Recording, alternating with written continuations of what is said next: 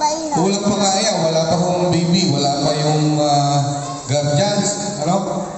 So, andyan yung mga taga-tanawan, sila yung sila pa siguro nito lead of tribes sa Salabayas. Sana, maganda siguro, buwan-buwan, ma'am, no?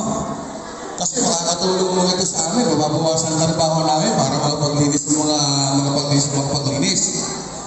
Kasi napakahalaga po ng kalinisan dito sa ating barangay.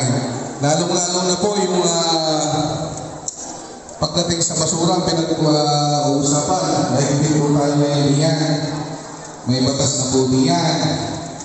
Merong pagkakakulong, merong pagmumulta, maraming bawal, may sistema ng pag-segregate sa basura. Sana po ay lalong-lalo na pag sa mga taga-Salabayas, sana po pag-isa po kayo lahat na yung segregation po ng basura ay napakahalaga po noon.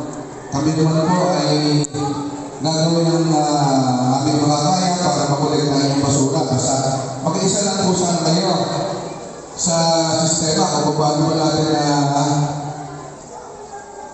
i-dispose ang basura. Bawal po magsunog. Yan, bawal po yan. May batas po tayo yan. May pagpaparusahan. At yung basura naman po, ulitin ko na lang po sa mga dasanapa may araw po tayo ng hakot.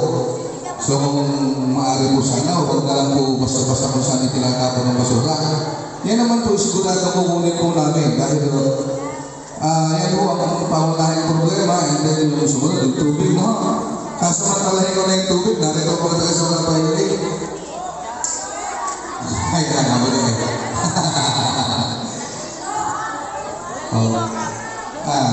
Hindi, para makaintindihan ninyo. Yan ho, ay magalit na sa akin ng prime, sila ho talaga ang may pananakutan. Buhat ho kasi yan yung maibenta sa prime, ang tubig. Ay, yan ho, nangyari sa servisyo nila. Yan naman yung taga-prime, kinausap na namin na kinausap. Marami na rin yung protesta tungkol sa